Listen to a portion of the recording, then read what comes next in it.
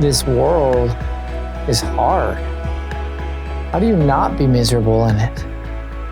Yet, in the struggle, occasionally there's flashes of beauty, and something within you whispers that there's hope for something more. Happiness, meaning, love, none of these are found on the surface of life. You have to go deeper. Yeah, I think that it's not supposed to be like this. If you don't have a way past that, you're done. That is the stopper. Because, again, the boulder's there, and you just stop and you quit your life, and you stare at a boulder for the rest of your life, right? And I think part of what's so key about, we're talking about, as human beings, how do you encounter suffering? But then especially like as Christian human beings, what does the faith say about how you should encounter suffering?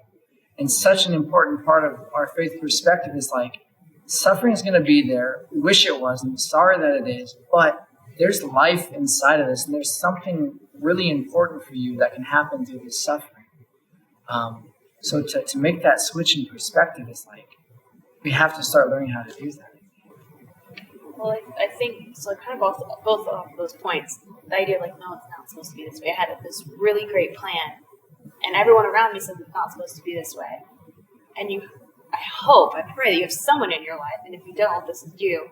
You have to ask yourself, I had this great plan. Who did you make this plan with? Well, myself. We don't make plans. We don't make our own plans. Like, if you want the perfect plan, it starts with, God, thy will be done. Help me make this plan. Mm-hmm. So if everyone around you goes, yeah, it's not supposed to be this way, something didn't work, you have to stop and, did I ask when this started, God, your will be done? Or did I make something like this? And that may be where you have to start at now. It's not supposed to be this way. Start over. Start with that question. And we will get back up again. Mm-hmm. I mean, you have to. Yeah. You have to. But your whole life on the ground. Yes. But you don't have to get up right away. And I think that there's permission there where you can take time to recover, to assess, to kind of see what's going on, and then figure out how to dust yourself off and figure out who you can gather around you to help do that. Yeah. No, I do. The thing too about like talking about it and suffering, it's sometimes it's a bummer because you feel like you just overcame something. You know what I mean? Like yeah, I got through that trial. Yay! I'm stronger now. And then the Lord sends something else your way. Like, oh, you caught that fireball. Watch out! Here's another one. And I think in some ways, like, you got to be prepared for that. Like, these things are going to keep coming at us. Like, this is how we grow. This is how we evolve spiritually and mentally and emotionally even. And God will send you these fireballs because it will make you stronger and better. But to expect a life without them is not, it's not. It's not realistic. Yeah. It just isn't. Yeah.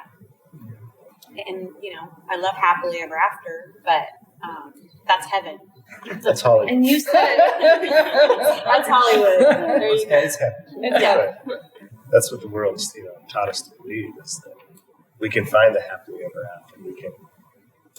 We can float through just doing what feels good and not ever really having to work at it. And good things will come your way if you're just a good person. It's you got to put the time in. You got to put the effort in. We talked a little earlier, and there's a good analogy brought up. Happiness is like a garden. It takes time to cultivate and weed the garden. Sometimes you have to, plant new seeds. Sometimes certain plants in your garden are very fruitful for years, and then they, maybe not so fruitful, and maybe it's time to replace those. But you still care for them, and you still, you put the effort in. I feel like the world nowadays, it's everything's right at the tip of your fingers. And, everybody just expects things to be kind of given to them. Right? But there's a general sense. It's so easy to get stuff, and we get so frustrated when I can't find something on Amazon. What do you mean I don't get 2-day shipping on this? Like, it's, whatever. You can go back to all the cliches, good things take time and effort. But it truly is. I mean, if you truly want to be happy, put your seatbelt on it. Be prepared to work at it. When you do get a fireball tossed at you and it knocks you down, see it for what it is, deal with it, but understand God's still right there. He's always right there. And you can get right back up. Put the effort in. You're going to have to.